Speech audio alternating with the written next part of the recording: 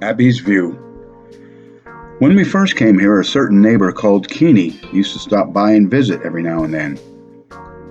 He was always a very nice soul and would bring us treats from time to time.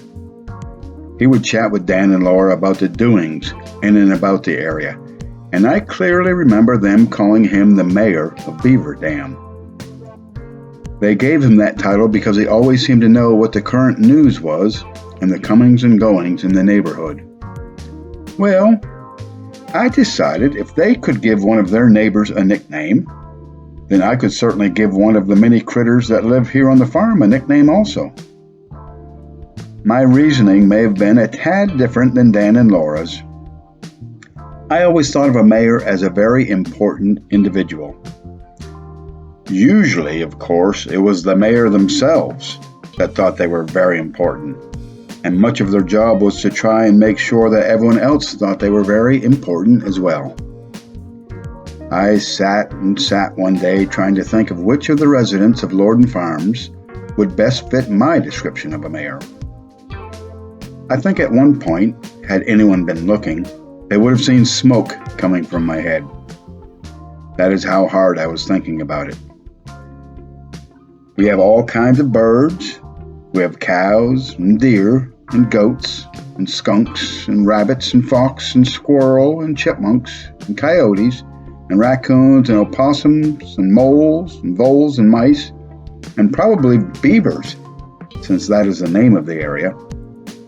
I have not seen any beavers out and about. I have probably missed or forgotten quite a few, but you get the idea.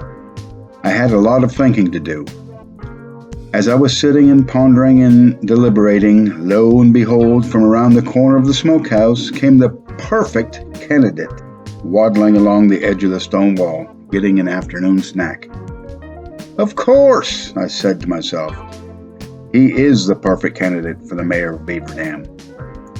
It was none other than our resident groundhog.